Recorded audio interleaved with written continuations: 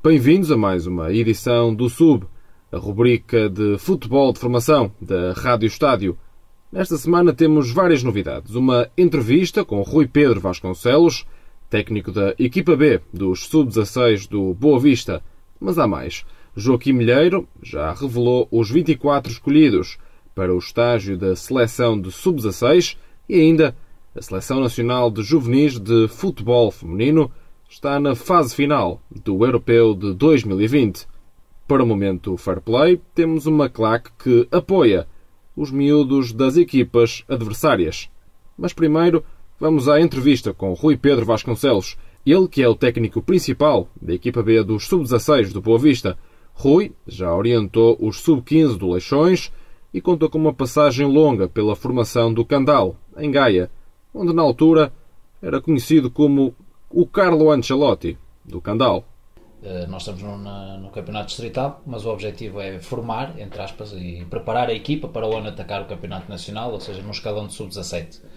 Até agora é positivo, embora estas últimas 2 jornadas não nos correu de feição, tivemos 2 derrotas, mas vínhamos também de 2 vitórias, ao cabo de 5 jornadas, temos 2 vitórias, 1 empate e 2 derrotas. Perdemos esta semana com o primeiro classificado, que é uma excelente equipa, que é o Salgueiros, no Sub-17, e 4-2, não é? Sim, 4-2, que até é treinado por um grande amigo meu também do futebol, e que até já passamos férias juntos quando éramos mais novos, que é o Marco, que está a fazer um excelente trabalho.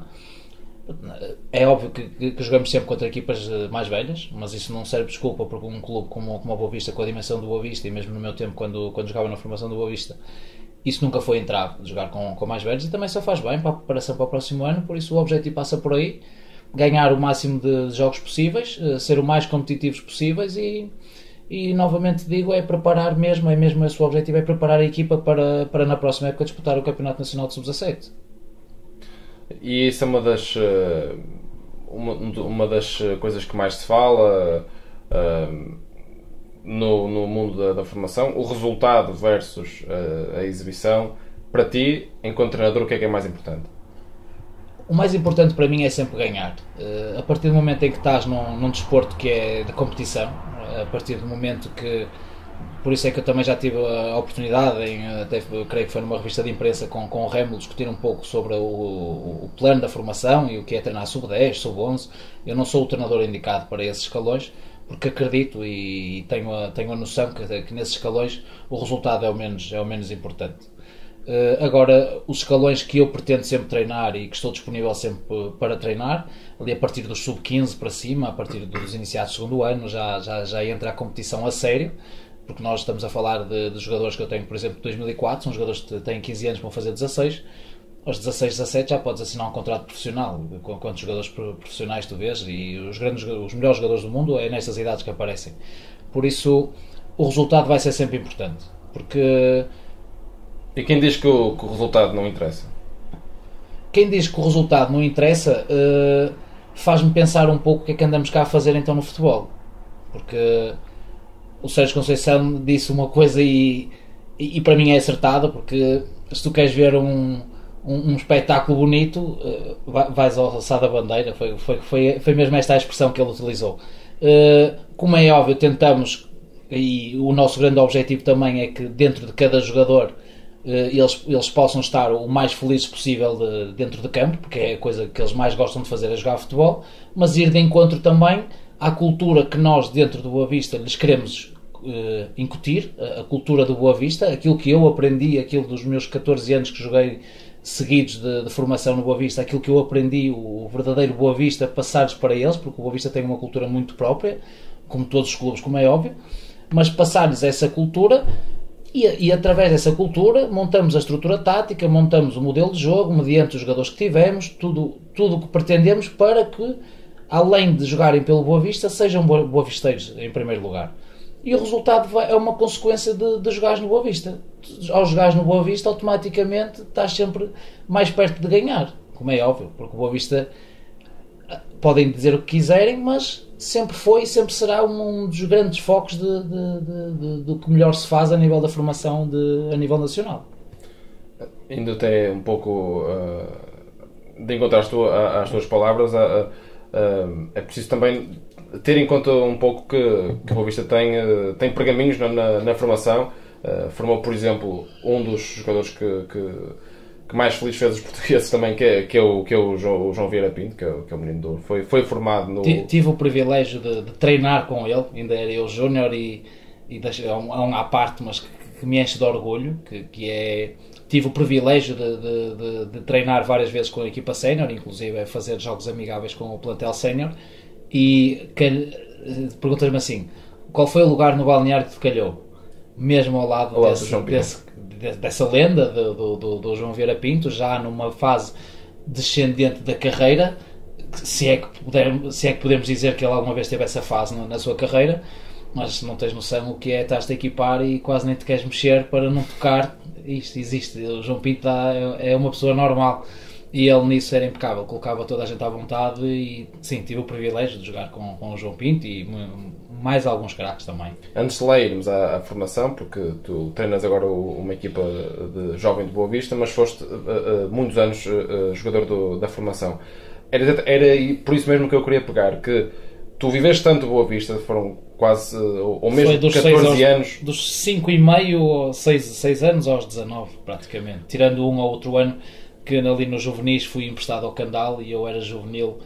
Foi numa altura em que surgiu uma proposta para ir para o Vitória de Guimarães e depois não foi bem vista como é normal no Boa Vista. Dada a rivalidade. Sim, dada a rivalidade também, mas não só, também por causa da minha formação, que eu também te posso dizer, e também aproveitando que dei muitos chutes na sorte enquanto jogador de formação. Tive todas as oportunidades e mais algumas, tinha uma certa qualidade também, puxando um pouco os galões, tinha uma certa qualidade, mas também dei muitos chutes na sorte. Conheci as discotecas muito cedo, e a culpa ele passava para os treinadores, mas não era. E por isso é que também, talvez isso foi um ponto importante para eu querer entrar por este caminho, de treinar a formação, de mostrar a eles, aos meus atletas, que é possível e o que eu os vejo a fazer mal, eu fazia 50 vezes pior. E eles não têm essa noção. E então, para mim, o meu grande objetivo é não ensinar-lhes. É óbvio que eu tenho que lhes ensinar o que é que eles têm que fazer, mas, acima de tudo, ensinar-lhes o que eles não devem fazer para chegar lá acima. Porque eu tive todas as oportunidades e mais algumas e dei chutes na sorte semana a semana. É contraditório agora ser treinador e estar a tentar seguir o profissionalismo deste desporto, quando tive todas as oportunidades de o ser enquanto jogador. Enquanto jogador não passei por divisões secundárias, o que é hoje o CPP, como é óbvio. E há pouco ia abordar essa temática, que tu agora treinas uma equipa jovem de Boa Vista, e como é que é passares agora a mensagem para os mais pequenos, do género? Eu treinei com craques, não é? Eu estive lá, eu conheço o balneário. Como é que se faz essa gestão? Enquanto treinador, nestas idades, era mais difícil nos últimos anos de jogador, como sénior, ou seja, no alto dos meus 27 anos, que eu também terminei cedo, depois também tive uma pubalgia, depois também o futebol já não era aquela motivação que me dava, já pensava mais o futebol como treinador do que como atleta, e já não tinha aquela vontade de sair do trabalho, porque a partir do momento que entras nas divisões secundárias, se queres viver sozinho, se tens contas para pagar, tens que obrigatoriamente arranjar um trabalho, difícil, e o futebol fica como part-time. Era mais difícil aí encarar os júniores que chegavam ao nosso plantel sénior, porque na altura eu nem sabia como é que havia de falar para o João Pinto, para o William, para o Tiago, para o Hugo Monteiro, que é o meu adjunto agora, falava à vontade, que ele também era miúdo. Mas para o Fari, não sabias, se sabias treinar por você, aquilo havia massagem, tu não ias à frente de ninguém. Então, miúdo, que é massagem. E nos últimos anos, e mesmo em divisões inferiores, essa cultura, essa mentalidade já vem um pouco desfocada, mas também é dos tempos modernos, tu vês miúdos que vêm dos júniores, e tive uma situação num clube que hoje é o CPP, que não interessa o nome do clube em que eu estive, um miúdo que era sénior do primeiro ano, estava a treinar connosco na pré-época, sai a primeira convocatória, e ele acabou de tomar banho, viu a convocatória, não foi convocado, simplesmente rasgou a convocatória e levou a convocatória para casa. Isso é impensável, era impensável no meu tempo, que levavas ali uma carga de calduços, nem nunca mais aparecias no Boa Vista ou no clube que fosse. E hoje em dia é muito difícil, por isso é que tu vês por isso é que cada vez mais se vê os jogadores a abandonar o futebol mais cedo, porque chegas a um ponto que estás a treinar, já vês cansado do trabalho e vês miúdos com enorme potencial, se calhar até eram melhores do que eu e estavam em clubes, não me desprezando como é óbvio, e é um grande amor que tenho por esse clube, que é o Candal, por exemplo, ou sei lá, onde eu joguei, no Irmesindo, no Grijó, no Pedras Ruras, nesses clubes, no Canidelo, nos clubes todos que eu passei, mesmo quando vivi em Maçã de Cavaleiros, estive lá um ano a jogar, joguei no Valenciano também na antiga terceira divisão, que hoje é o CPP, e doía-me na alma ver miúdos com enorme potencial, mas que não te tinham, não é não ter respeito, é tu falas para eles e aquilo entra sem saia 200 e por isso também eu luto hoje com os meus atletas de sub-15, sub-16, sub-17, seja o escalão que for, para que os preparar, passar de júnior para sénior, tu tens que respeitar, tu vais ter lá jogadores, tu podes não concordar, mas não podes resmungar com eles e é muito difícil hoje veres isso nesses clubes de médio nome, em que os miúdos vêm dos júniores, mas parece que já vêm e sabem tudo, e que tu quando chegas aos séniores tu não sabes nada, não sabes rigorosamente nada do futebol. E aí é que se começa a aprender, não é? Completamente. No Boa Vista aprendes muita coisa, eu aprendi muita coisa até aos júniores, mas aquele choque, eu também sempre fui habituado no Boa Vista a irmos a fases finais, a mim dói-me na alma ver um Boa Vista em júniores numa segunda divisão, é esquisito, não me dói, é esquisito porque não fui habituado a isso. O Boa Vista no meu tempo nós disputamos, e o Mr. Caetano, que é agora o que está responsável também lá no Boa Vista, ele era o nosso treinador nos Júniors, que foi no ano a seguir em que faleceu o grande Queiró, que era sempre o eterno, entre aspas, o treinador dos Júniors. O Mr. Caetano pegou na nossa equipa com outro junto, o Bobó, também uma referência do Boa Vista, que acho que não podemos ter tido melhor escola do que essa. Mas lá está, era uma cultura de ir às fases finais. Nós nos Júniors fomos à terceira fase, contra Rui Patrício, que é hoje o guarda-redes da Seleção Nacional, o Carlos Saleiro, o Fábio Painho, o Pereirinha, sei lá, o Adriano Silva, e nós conseguimos no Boa Vista chegar à última fase dos Júniors e só precisarmos do empate em Alcochete. Não aconteceu, perdemos esse jogo, fomos vice-campeões de Júniors e é isso que é a cultura do Boa Vista. O Boa Vista tem todas as capacidades, o Boa Vista tem todas as condições, e agora com a ajuda do Inatel as condições cada vez vão ser melhor e tem tendência a melhorar. É esse o caminho, é o Boa Vista estar sempre nas fases finais. Não me cabe na cabeça um Boa Vista lutar para manutenção, isso não existe. Eu não fui habituado, eu no Boa Vista ganhava os jogos todos do campeonato, depois empatávamos com o Porto e depois na segunda volta ganhávamos ou perdíamos com o Porto, era só nós e o Porto, e depois o resto das equipas era fácil ganhar, era mesmo essa a palavra, não é menosprezo, era só nós e o Porto, era assim o nosso campeonato. Depois na fase final íamos disputar com o Benfica, com o Sporting, e era sempre assim. Ainda há pouco tempo o presidente do Boa Vista, o Vítor Murta, deu uma entrevista à Rádio Estádio e falou exatamente de uma das uma das ideias, um dos projetos que tem para o clube, que é de certa maneira relevar aquela parte de trás onde é. Sim, agora... onde eu conheci aquele campo como campo de treinos, que a gente quando lá ia era uma alegria, porque aquilo era o campo de treinos dos séniores. Agora aquilo é uma parte relevada e o resto sim, agora é onde tu treinas. É onde nós treinamos e jogamos. Estamos a tentar contornar essa situação, porque realmente o campo, as dimensões são pequenas. Mas não é igual, não é igual jogar no sintético e jogar no relevado. Não, é completamente diferente, só o cheiro, é estranho para quem não anda no futebol, mas sabes que das maiores saudades que dá de um ex-jogador, muitas vezes não é o jogar, é o cheiro do balneário, aquele cheiro característico que só quem andou lá anos e anos a fio, e o chegares à relva e tu sentires aquele cheiro, a relva cortada, pá, isso não dá para explicar, só mesmo quem andou lá, e é giro quando jantamos todos e estamos todos juntos, que jogávamos juntos, toda a gente cheiro da relva, meu. Opa, é esquisito para quem não... mas é mesmo isso, e era ótimo se conseguisse relevar, era incrível. Porquê? Aí já estás a preparar mais os miúdos, para quê? Nos séniores não vão jogar em sintéticos. Nos séniores baixa, a bola a bater num sintético para recepcionar uma bola. E eu digo isso muitas vezes aos meus miúdos. Se tu recebes mal uma bola aqui no sintético, tu quando jogares ali no grande, ela bate, parece que está a bater numa parede, se tu não tiveres qualidade. Parece fácil aquelas recepções, a bola é muito rápida na relva. Então, se o Escorrega presidente... muito mais. Muito mais. O futebol é muito mais rápido, tens de ter muito mais qualidade na recepção e no passe. E quando eu te falo em qualidade técnica, não te falo em habilidade, não te falo em fintas, falo mesmo na recepção e no passe. Recepcionar, que é o básico do básico. É como é o básico, básico o arroz com feijão, não é? Quer dizer, quando uma pessoa vai para a formação, é o básico, que é o mais difícil de fazer. Que é receber com o esquerdo e meter com o direito, sim. Ou ao contrário. Não? Mas tu, quando vês um miúdo na rua, o que é que ele está a fazer? Está a fazer fintas. E depois tem dificuldade na recepção. Ele nunca vai poder fintar se não conseguir receber a bola. Percebes? E eu tento incutir isso aos meus miúdos e eles acham um piadão. O Mister tem razão. Claro que sim. Assim, se tu não recebes bem a bola, para fintar estás desgraçado. Eu não sou exemplo para ninguém. Eu nunca fui jogador de bola. Estive meio dúzia de meses. De basquetebol estive 3 meses, mas o que me ensinaram na altura foi exatamente isso.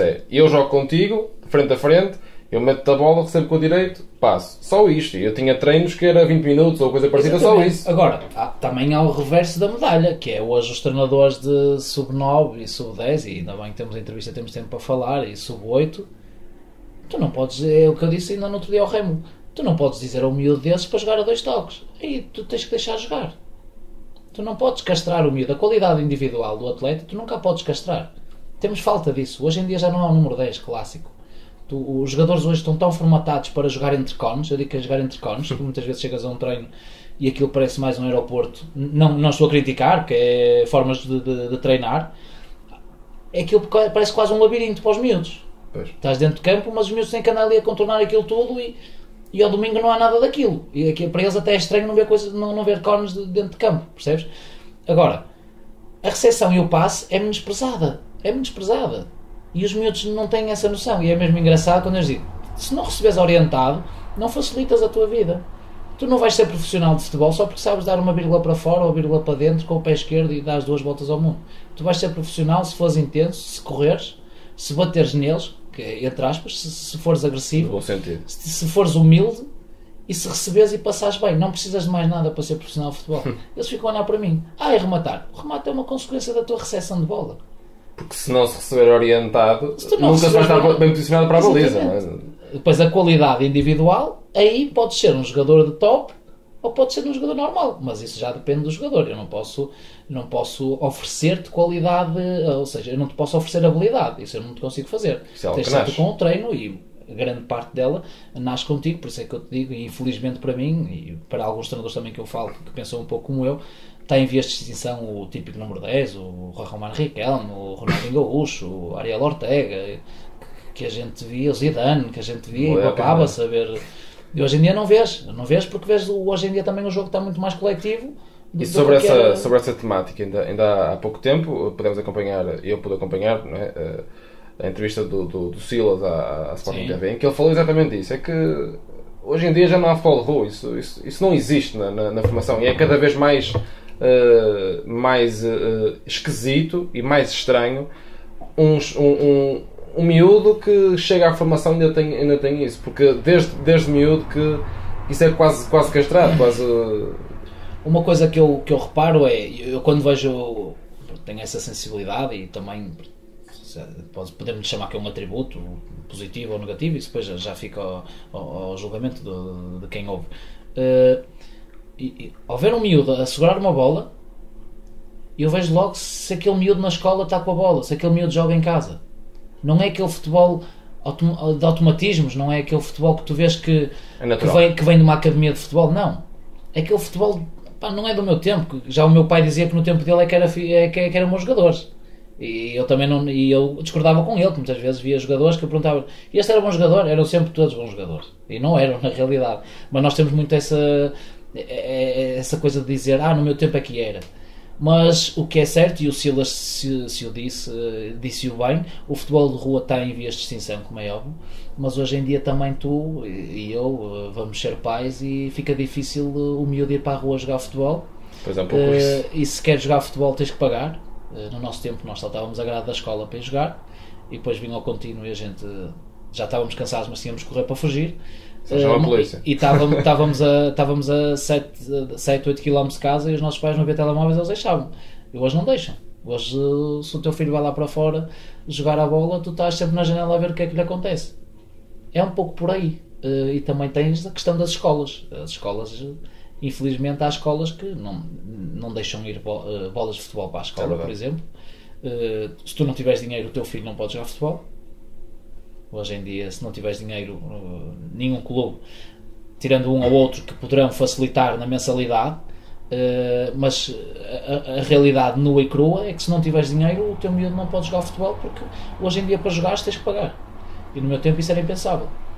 No meu tempo nós tínhamos de treinar às 7 da tarde, às 4 da tarde estávamos ali no velhinho estado do Bessa, no Peladão, nós chamamos de Peladão, grandes jogos que lá fizemos, também fomos campeões lá, que é onde é agora o viaduto das Andresas. Nós estávamos lá às 3 da tarde, debaixo da rouparia, enquanto o Tony estendia a roupa, nós estávamos cá em baixo, metíamos 4 cornos, 2 cornos de cada lado, aqueles do trânsito, aqueles grandes, duas balizas pequeninas, 3x3, e quem perdesse saía, um gol saía fora, e às vezes daquilo dava porrada, e depois no treino estava tudo bem. Chegávamos ao treino já cansados, mas no treino só queríamos era correr, e era uma alegria para o Semané, para o Mário João, ver-nos ali a jogar. Era os jogadores, como nós dizemos, os jogadores de reino no nariz, que hoje em dia já não existe. E uma das perguntas que eu tinha preparada para esta entrevista é evidentemente que já respondeste, da forma como também se passa essa mística que existe do Boa Vista, porque estamos a falar de um clube que de cabeça, lembro-me de tem 6 títulos a nível nacional de júniores, enfim, tem outros tantos de juvenis. Fases finais deve ter inúmeras. E essa é uma das temáticas. Tu jogaste 14 anos no Boa Vista, agora és treinador já há algum tempo, treinaste o Candal, clube por onde passaste enquanto jogador. Também passei como jogador lá, sim. E na altura ficaste com uma alcunha que é, sem sombra de dúvidas, uma das mais curiosas. Como é Vais que falar no Ancelotti. É verdade. Opa, o Ancelotti do Candal. O Ancelotti, exatamente. O Ancelotti do Candal. Isso como é que isto surgiu? Tenho que dizer que é obrigatório que o nome veio do Vasco Oliveira, que na altura era o presidente do Candal. É muito fácil. Eu acabei a jogar no Candal e depois já não podia. Eles diziam que já estava roto, já só jogava e gostava-me de não treinar e jogar e ver os miúdos. Assim, não, isto já chegou, para mim já chega a paciência depois também, já, e a disponibilidade para o treino já não era a mesma. E eu na altura, no meu último ano de sénior, coloquei a questão, foi mais convidado na altura, o coordenador, que é um dos meus grandes, como é que eu tenho de explicar, dos meus grandes exemplos do que é um número 10, por exemplo, que é o Ricardo Nascimento, já deves ter ouvido falar. Sim.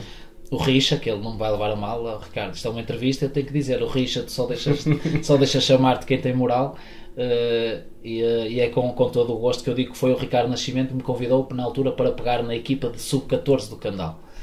Efetivamente eu nunca tinha treinado, mas efetivamente eu tinha esse objetivo na minha vida de estar ligado ao futebol, porque nos meus últimos anos de jogador já pensava dentro de campo assim, isto aqui não faz muito sentido o que o homem está a fazer, mas eu fazia, porque era o que ele mandava fazer, mas na minha cabeça eu se calhar já fazia de maneira diferente. E puxando um pouquinho atrás, na altura da nossa formação era os 11 melhores iam jogar e eu nunca tinha ouvido falar, nem eu, nem os meus colegas todos, e nós é que estamos a apanhar esse choque, entre aspas, de diferença de trabalhar a formação. Nunca tinha ouvido falar numa dinâmica de jogo, numa saída a 3, num jogar entre linhas, aquele palavrão que eu não uso, mas que muita gente usa, vasculação. Na altura era roda ao jogo, era vir ao jogo, era cruza, e agora utiliza-se termos para tudo e para nada. Para tudo e para nada, e inventamos muito, sabes? E inventam-se termos quando é coisas simples. Eu vejo a vasculação ao meu 10 anos assim, olha, tens que rodar o jogo, tens que andar no lado. Musculação? Alguns dizem vasculha, e depois é porque um treinador ouve uma palavra e é gira e depois atira para o ar. Mas voltando ao Candal, e o Ricardo Nascimento convidou-me, e se eu hoje sou treinador, ao Ricardo Nascimento o devo também, porque foi a oportunidade que ele me deu. Na altura o Vasco Oliveira era o presidente e jogador do Candal, e na altura eu estava com os sub-14, e depois o treinador dos séniores saiu, e o Vasco Oliveira lembrou-se assim, está aqui o Ancelotti do Candal, porque ele via nos meus, para teres uma noção, eu quando peguei nos sub-14 do Candal, e eu já contei isto aos miúdos, e eles hoje já são grandes, já são quase séniores, e riem-se para caraças quando eu digo isto. Quando eu peguei na equipa do Candal, ninguém queria pegar naquela equipa, que diziam, pá, tu vais pegar ali nos marrecos. Eu assim, é mesmo isto que eu preciso para começar. É mesmo isto que eu preciso para o que eu quero. E eu quando peguei neles, eles vinham de um campeonato terrível, tinham 100 e tal gols sofridos, e miúdos tristes como a noite, mas com uma alegria imensa.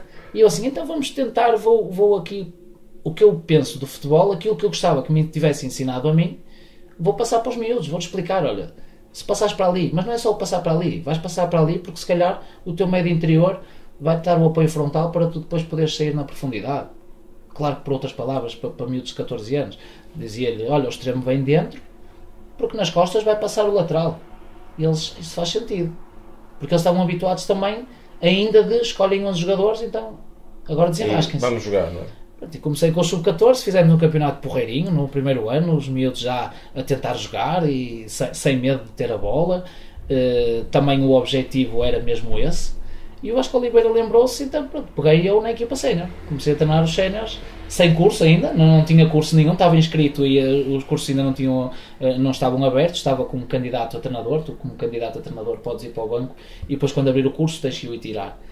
E eu sem curso, posso dizer que sem curso, devo ter sido o primeiro sem curso, eu não sei se fui o primeiro, estou agora a tirar para o ar, sem curso treinei na divisão de elite da Associação de Futebol do Porto, que é quase a antiga terceira divisão, e treinei o Candal. Logo no primeiro jogo vencemos 4-2, o Rio Tinto, que hoje é treinado pelo Vasco Oliveira, que era o primeiro classificado, então veio logo lá o jornal, o Ancelotti do Candal, não sei o quê. E daí que surgiu tudo, não é? Sim, daí surgiu tudo, porque ele chamou o Ancelotti, depois aquilo colou, percebes?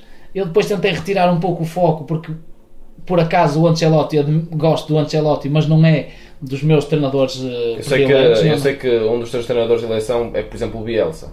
Sim, queria não estar a dizer nenhuma enormidade. Não, e com toda a razão, que eu certamente já comentei contigo, o El Loco, o Bielsa e o Sarri para mim são exemplos, obviamente que o José Mourinho, o grande José Mourinho e o Jorge Jesus, como é óbvio, mas sim, o El Loco, o Bielsa, gosto muito dele e do Sarri. E ele pegou nessa expressão e colou mesmo, e foi mesmo engraçado. Depois, passados uns tempos, depois aquilo houve uma mudança de direção, que quem pegou foi agora, que é o presidente atual, que também mudou-me lindamente, com o Ismael Martins, que é uma pessoa 5 estrelas, que pegou no clube. Depois o clube assumiu outro treinador, com todo o direito na altura. Depois até creio que o treinador, e tenho a certeza que até é o meu tutor agora, que eu precisava de alguém de segundo nível, que é o Tosé Madureira, também lhe envio um abraço. E o Tosé pegou na equipa, creio que a equipa depois ali naquela fase de eleições teve quase para baixar, e o Tosé pegou no Candal e conseguiu manter, ainda na divisão da elite, embora hoje o Candal está na divisão de honra, mas com todas as condições de subir divisão. E depois mudou, pronto, e depois então aí deixei o plantel sénior, continuei só na formação, com o Ismael Martins, fez-me o convite. Depois comecei, estive no sub-14, depois estive no sub-15 do Candal também, fizemos um campeonato bom, que o objetivo era a manutenção, e sim, mantivemos com boa qualidade de jogo. Depois fiz o sub-16 também no Candal, o sub-17, e depois do sub-17 apareceu o Leixões, que foi o ano passado. Fizeste um ano, certo? Tive um ano no Leixões, no sub-15 do Leixões, que supostamente... Também é um clube, em termos de pergaminhos de formação... É incrível. O Leixões, a nível de história, é incrível. Já por isso são conhecidos como bebés do mar, não é? Os bebés do mar, sim, os grandes bebés do mar. Também fui super bem recebido, gosto muito de Leixões, deixei lá muitos amigos. Na altura que me convidaram, ainda estava o campeonato sub-15 a decorrer, e supostamente era para treinar o campeonato nacional, mas depois eles acabaram por baixar.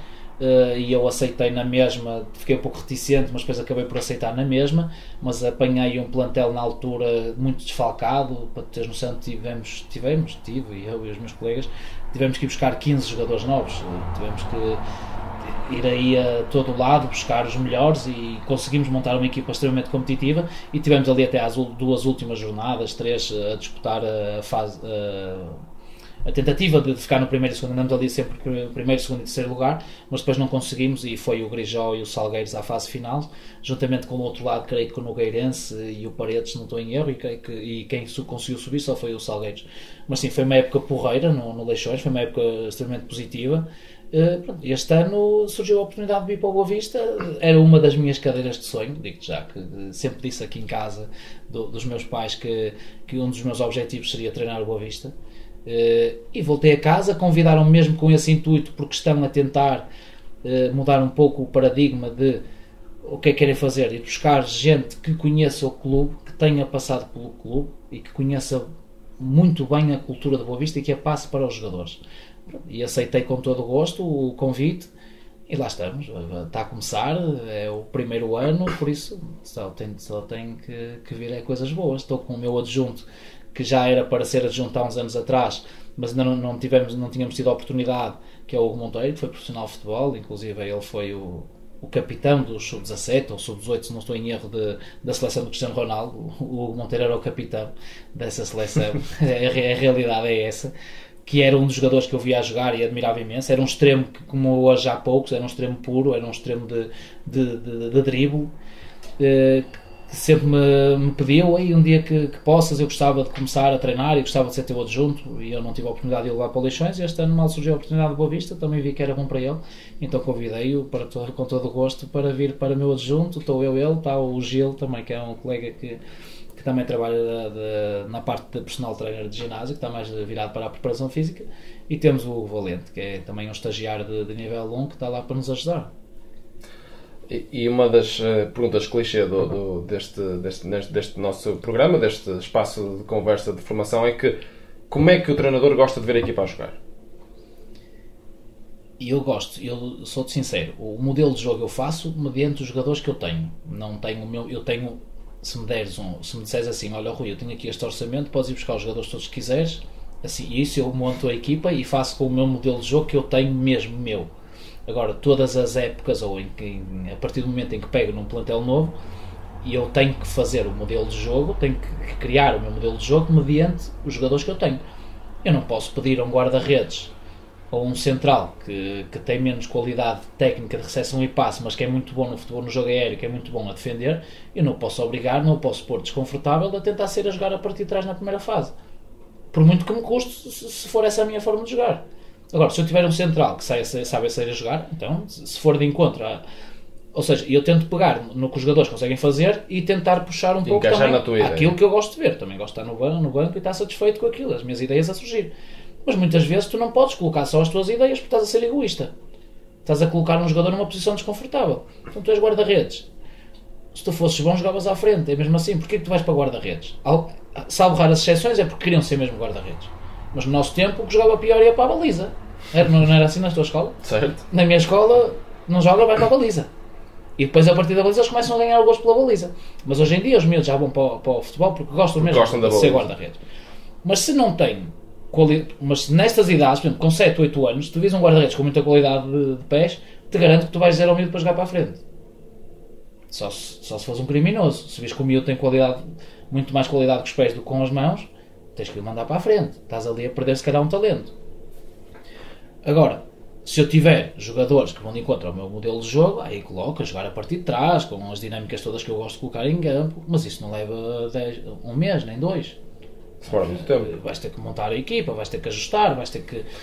E é uma das coisas que muito se fala, que é preciso, mais do que tudo, paciência. Mais do que arte e engenho, é preciso paciência na formação para que se possa ver uma equipa a jogar em função com uma ideia, com uma identidade. Não é fácil. Hoje em dia, muitos clubes o que é que fazem? Não sei se na minha ideia não deve ser o que o plantel... Se formos ver o Barcelona, o Barcelona joga igual em todos os escalões até aos séniores, mas é um clube que muda de treinador de 10 em 10 anos. Bem. Agora tem trocado mais vezes, mas é muito difícil o treinador do Barcelona mudar. Tem sempre tempo. Tu não podes estar em Portugal e criares um modelo de jogo nos séniores, implementares na tua formação, quando o teu presidente daqui a 5 jogos vai despedir o treinador dos séniores. Em Portugal, à terceira jornada, quando não se ganha, ou à quarta... Exatamente, é essa cultura que falta cá em Portugal. Mas já há clubes que o fazem, por exemplo, pegamos no modelo de jogo, pegas na cultura, pegas no coordenador, o coordenador vê a cultura do clube, vai de encontro a uma determinada forma de jogar. Há clubes que a cultura deles é essa. O Barcelona não pode deixar a bola para a frente porque não faz parte, não bate a cara com a careta, não pode jogar futebol direto, não é? É isso que nós vemos. Mas o que é que fazem? O coordenador pega, monta um modelo de jogo único, e então começa desde as camadas jovens, dos mais novos que entram, porque tu não podes pegar num modelo de jogo e querer formá-lo em 2 ou 3 anos, não consegues. O teu modelo de jogo só vai estar inserido Quando chegar à estaca 0, por exemplo, o teu primeiro escalão é o sub-10. Os sub-10 começam com aquele modelo de jogo e só quando esses sub-10 forem sub-19 e manteres esse modelo de jogo, é que o modelo de jogo está implantado no clube. Só que os presidentes não têm paciência, porque isso leva 9 anos, dos sub-10 aos sub-19. Percebes? Para o modelo de jogo ficar completamente desenvolvido num teu clube. Se o puderes juntar aos séniores, ainda melhor. Ainda melhor, porque tu pegas num jogador de sub-19, a qualquer altura pode jogar nos séniores, porque ele sabe perfeitamente o que tu me vai pedir. Em Portugal isso não é difícil de existir. Já vês num outro clube de maior nomeada, mas é muito difícil porque não há tempo para os treinadores, não há tempo para os resultados. É preciso arriscar, é preciso confiar, e confia-se pouco. Vê-se mais nas nossas seleções nacionais. O modelo de jogo que está inserido, o 4-3-3, o 4-1-4-1, que se joga muito em Portugal. Ainda temos muita cultura de jogar com o número 6, ainda está muito colocada essa cultura na nossa forma de jogar, e vemos isso nas nossas seleções jovens. Nos clubes fica complicado. Então, se o treinador chega novo, bem com o modelo de jogo, e não pode estar a dar a formação, são 9 anos, no mínimo. O que é que és que eu te diga mais? Se formos falar do Ajax, de outras, já estávamos a entrar noutras culturas, noutros patamares, como é óbvio. Objetivos de vida e de carreira, Rui?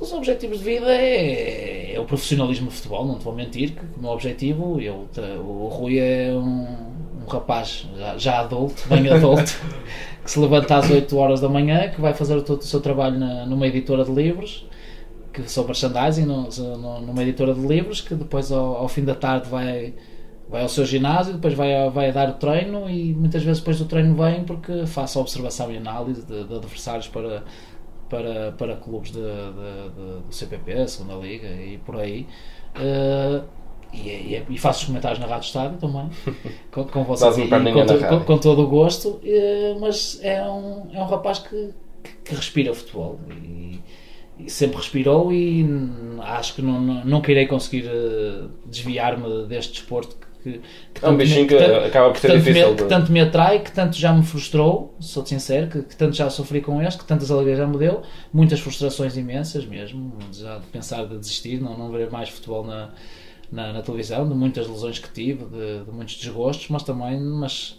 na balança é muito mais positivo do que negativo, e o objetivo é mesmo o profissionalismo. Já tive algumas oportunidades, inclusive de China e Irão, para academias, mas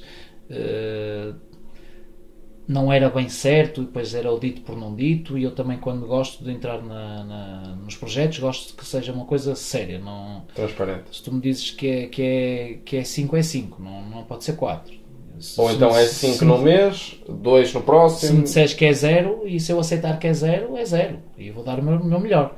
Por isso, enquanto a estabilidade não tiver no futebol, que ainda não a tenho, a nível de fim do mês, tenho que trabalhar, e com todo o gosto, que eu faço numa editora, que tenho excelentes colegas de trabalho, que dão-me toda a liberdade e mais alguma para quando eu preciso de tratar de coisas de futebol, eles dão-me essa liberdade.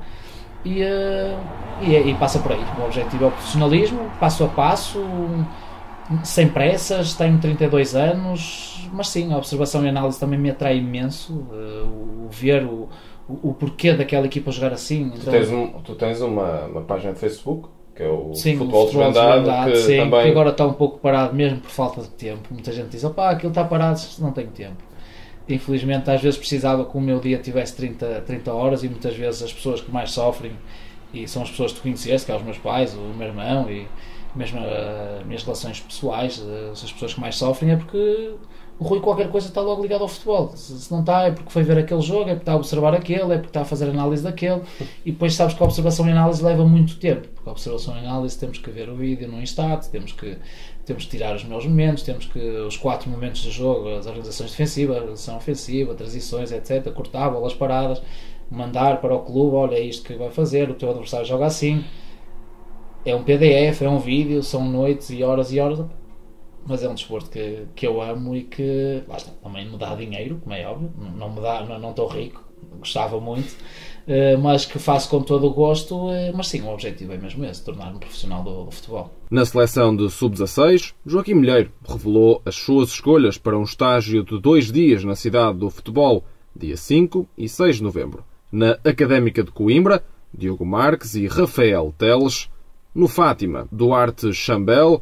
do Feirense, Daniel Marques, do Tondela, Martim Coelho, dos belenenses, Duarte Bonito, do Estoril Praia, Miguel Duarte, do Loures, Tiago Louro, do Padroense, Gustavo Barros e Jorge Meireles, do Palmeiras, João Ferreira, Nuno Matos e Pedro Alves, do Rio Ave, Guilherme Coelho, do Benfica, Diogo Águas, Diogo Spencer e Tiago Pereira, do Sporting, Luís Gomes, Rafael Besugo, Ricardo Piedade e Samuel Justo, e ainda do Vitória de Guimarães, Guilherme Reis, Rodrigo Granja e Tiago Aguiar.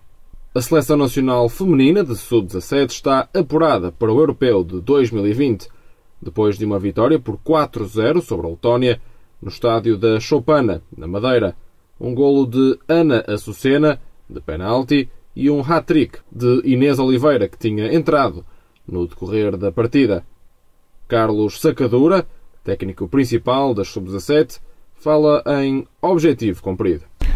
Conseguimos o primeiro objetivo da época, que era garantir a presença no torneio de elite, e deixámos em aberto para discutirmos agora com a Holanda o primeiro lugar do grupo. O nosso objetivo agora é focar-nos no próximo jogo, porque também define os spots onde estaremos situados no sorteio. Hoje, o jogo de hoje, jogámos contra uma equipa da Letónia muito preocupada em defender a sua baliza, onde nos criou as dificuldades inerentes a uma equipa que está completamente a defender sempre no seu meio campo.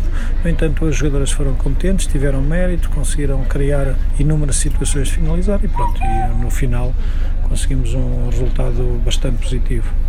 Manuel, Ângelo e José são três dos elementos dos Bebés do Mar Supporters, um grupo de adeptos do Leixões que decidiu conciliar a paixão pelo clube com o de assistir aos jogos dos filhos nos Sub-9. São um grupo como tantos outros. Utilizam bombos, entoam cânticos, mas acima de tudo, o que os distingue é o facto de cantarem para os jogadores adversários. Sim, isto acontece. Fomos ao campo da Bataria, em Lessa, para saber mais sobre este grupo de pais que se juntam em prol da felicidade dos miúdos. Olha, isto foi um grupo que foi criado, como eu te disse há bocado, já havia aqui alguns miúdos que já jogavam nos sub-6, entretanto outros, quando chegaram aos sub-7, que foi quando começámos a criar um bocado, foi os princípios deste grupo, e depois no princípio do ano, do sub-8, é que resolvemos dar um nome ao grupo, sei, começar a fazer uma coisa séria mesmo. Bebés do Mar Supporters. Bebés do Mar Supporters. Como é fixar esse nome? E fazer um bocado sério, mesmo sendo a brincar, fazer uma coisa um bocado séria, criámos um símbolo que um amigo nosso que fez. Depois fomos criando camisolas, depois com esta história todos nós fomos leixonenses, conhecemos as músicas de Leixões séniores, estamos a cantar nos miúdos. E começamos a dar pica, que é mesmo isso, percebes? Começámos a gostar do que estávamos a fazer, víamos que os miúdos também começavam a ter outra atitude com o apoio do pessoal de fora, percebes? E foi-se juntando uma coisa à outra e... Fomos criando um espetáculo dentro do espetáculo. Exatamente. Os meninos reagem às nossas canções, nós reagimos ao futebol que eles praticam, que é um futebol bonito e com resultados, e acreditamos que assim o futebol será melhor. Para quem nos ouve também, interessa dizer que uma das alcunhas do Leixões é Bebés do Mar, precisamente por causa da formação, não é? E ao longo dos tempos isso foi sendo cada vez mais notório, apresentando jogadores de alta qualidade. Mas aqui é praticamente onde tudo começa, não é? São os sub-9, não é? Se não estou enganado. Agora é sub-9. E a ideia parte exatamente, como disse o Manuel, de transportar as músicas do Leixões para os miúdos, e os miúdos como é que respondem? Eles nota-se, de facto, nota-se que a diferença por exemplo, eu dou-te um exemplo, também tem a vantagem que os nossos miúdos nestes 2 anos ganharam quase sempre. Isso também ajuda a nós estarmos ali galvanizados, porque se calhar se perdessem os jogos quase todos, não sei se nós íamos desacreditar e parar com isto, percebes? Mas aconteceu que nós tivemos jogos de dar 6 e 7 e vês o miúdo a marcar o 7º golo e a vir a claque, nem mesmo a fazer aquela festa só porque pensávamos nós. É completamente diferente a partida. E nós pensámos não, temos a certeza, que é precisamente por causa disso, que eles começam a ficar eles próprios. Aliás, nós fomos a um torneio em Almeirim, que depois podemos falar mais à frente, e houve um dos jogos que nós chegámos atrasados e quando os miúdos estavam a perfilar, só se vê os miúdos olhar Onde é que eles estão? Onde é que eles estão, por isso eles começam a sentir essa parte. E pronto, é simbiose entre nós e os miúdos. É química, é uma sinergia que é fantástica. Portanto, nós damos-nos as músicas, eles dão-nos os resultados. E os resultados, quer seja positivo, quer seja negativo, ambos ganhamos. Isso é um facto. Porque esta é uma das, agora tocou numa das temáticas que temos vindo a abordar ao longo do tempo aqui no Sub, que é o nome do programa, que quer se ganha, quer se perca, que o importante é, evidentemente, apoiar a equipa e, evidentemente, no futebol de formação cada vez se vê mais isso, que muitas das vezes olha-se só para o resultado e em termos de futebol jogado, às vezes é paupérrimo, não é? Bruno, vou dar agora a palavra. Ainda não falou, há pouco estava a dizer que não queria falar e tal. Mas tem que falar. Não, mas isto é importante também para que se abafe tudo que é negativo na futebol de formação e tem-se visto ao longo dos tempos, que os pais cada vez são mais os principais responsáveis pelas atitudes negativas que se tem vindo a fazer no futebol de formação. E nós abafamos com o nosso cantar e com o nosso apoio aos nossos meninos. Acho que abafamos, mesmo vindo do nosso adepto e nosso, abafamos tudo o que é de mau e que é de negativo, que não passe para dentro do campo para eles, para que se possam divertir e gozar ao máximo o futebol, que é um desporto fantástico. E a base disso também, bastante importante. E tem dado bons resultados. Praticamente em todos os campos que vamos, todas as equipas adversárias gostam daquilo que nós fazemos, gostam da festa que nós fazemos. As crianças principalmente adoram a festa que nós fazemos, nossa e a adversária, e isso chega ao final de um jogo e ficamos satisfeitos. Algumas não gostam, no sentido positivo, não gostam porque dizem que os nossos meninos entram sempre a ganhar pelo facto de nós estarmos lá e acabam por enaltecer o nosso gesto. Pois, mas evidentemente que há pouco o Manuel estava a falar que já que vão ver os jogos, ao menos junta-se o útil ao agradável, não é? É um pouco isso. É vontade de comer. Mas o que o Ângelo falou há bocado, nós notámos isso. Por exemplo, nós este ano tivemos alguns jogos particulares e nos primeiros jogos nós não cantamos. Estivemos ali sossegado a ver o treino. Notas algumas bocas de falta, aquelas coisas normais. Sim. Nós, como cantámos no jogo, do princípio ao fim, não sei como é que vai ser este ano, porque este ano é mais tempo, que é mais. É ao mesmo tempo. O facto de nós estarmos a cantar o jogo todo, também não nos apercebemos se houver alguém da equipa adversária, ou mesmo da nossa equipa, que manda uma boca ou outra ao árbitro. Como é que isso funciona? Nós estamos ali a cantar, por isso a gente nem se apercebe que alguém mandou. E não sei se as outras pessoas também não entram por esse caminho, porque está ali uma festa, ou tão se entra, nós não ouvimos. Independentemente do resultado, os cânticos para dentro de campo são já uma tradição indispensável. Fazemos sempre, quer os nossos miúdos ganhem, percam ou empatem, cantamos sempre à equipa adversária. Vemos aí que há clubes que fazem formação e há outros que não estão tão atentos à formação, como se calhar o Leixões também pode não estar. Porque o que acontece? Nós ao fim cantamos para os miúdos, vemos treinadores que pegam nos miúdos e encaminham para ir agradecer. Porque essa é uma das grandes virtudes do vosso grupo, que é não apoiam só os vossos miúdos, mas como chamam depois no final e cantam para os miúdos que muitas vezes nem trazem pais, não é? Sim, por vezes claro. É difícil. E como é que eles reagem a esse... É isso que eu digo. Muitas vezes há miúdos que ficam a olhar para nós como quem diz: então chegaste para cantar o jogo todo para o Leixões e agora estão a cantar para nós, e ficam assim estupefactos. E depois temos de facto os treinadores. Uns mandam agradecer e eles vêm, a gente faz a festa na mesma, e temos alguns vídeos que provam isso, e outros não, simplesmente ignoram, não dizem nada e vão embora, e nós fazemos igual, não tem problema nenhum. E há pouco estávamos a falar em off que já há projetos de futuro. Vocês têm já uma identidade, têm casacos, têm t-shirts, um equipamento. Mas agora para o futuro é juntar as bandeiras e um pouco isso, não é? Ângelo. Zé, ok, sim, senhor. Para o futuro, tentaremos associar-nos sempre a boas causas, sempre que necessitarem de nós ou da nossa atitude, estaremos sempre presentes nas boas causas. E também pelo que eu estive a ver no vosso Facebook, que vocês têm uns fumos, assim, uma coisa para dar um colorido engraçado, também para as pessoas tirarem um bocado a ideia de que a pirotecnia só é usada para as coisas más, não é? Porque antigamente nos anos 80, 90, a pirotecnia era usada e até era abusada, não é? Mas nunca havia, como é evidente, desde que usado de uma forma tranquila e pró espetáculo, que é uma coisa que, enfim, que só proporciona um bom espetáculo. Como é que os miúdos reagem a isso? Sentem-se como se fosse uma equipa sénior? Já sentem falta se não houver. Se não houver, chega ao final do jogo, epá, então o fumo não saiu, não conseguimos. É mais um fator de mobilização.